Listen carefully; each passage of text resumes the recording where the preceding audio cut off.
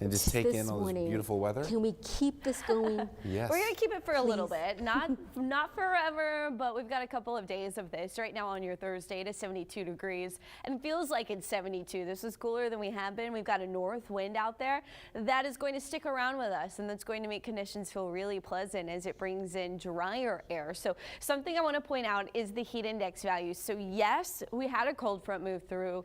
Yes, it is still going to be hot, but the biggest difference is you're going to notice it feeling like those temperatures are in the mid to low 90s and even the upper 80s in some spots this afternoon at 3:30. So while yes, high temperatures may still make it into the mid to low 90s, we are anticipating those heat index values to be right around the air temperature, which is a huge bonus for the coastal bend, and that has a lot to do with lower humidity. Now check out these numbers. This is your temperature forecast for tomorrow at 7 a.m. So if you think today feels cool, we've got cooler overnight lows expected tomorrow because we will have clear skies overnight on top of a light wind. So what you see is 67 on the board for Corpus Christi, still in the 70s along the coastline, lower 60s further inland.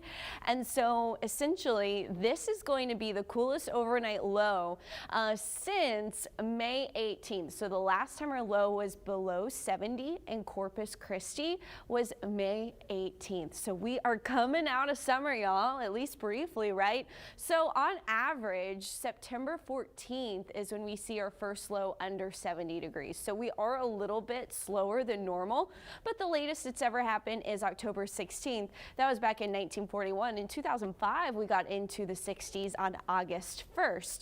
So the biggest reason why we are going to see these cooler overnight lows is because of that drier air. We're getting rid of our moisture, at least for a little bit. All of the moisture coming out of the Gulf of Mexico, moving into the eastern United States associated with Helene. Helene anticipated to be a very strong, potentially catastrophic hurricane as it makes landfall later tonight in the Big Bend region of Florida. But for us, we're behind that cold front. We have the drier air that's going to continue to funnel into Texas, and we're going to stay in this period for quite some time. However, you will notice as we head into Tuesday, we start to see some onshore winds trying to return, moisture returning to the coastal bend. It looks like the second half of next week. But as far as the next 5 days go, we're anticipating very little in the way of rainfall. Texas is heading into that drier period, but something to note with Helene in the Gulf of Mexico and strengthening, we are going to have a weather impact alert for minor coastal flooding and our rip current risk. Use extreme caution in our coastal waters. There's a coastal flood advisory through Saturday at 7 a.m. for now, and we have some small craft advisories for the Gulf of Mexico waters through Friday at least. Right now. So here's the current swell height for Helene. You'll see some 17-foot swells there in the eastern Gulf of Mexico at some of the local buoys.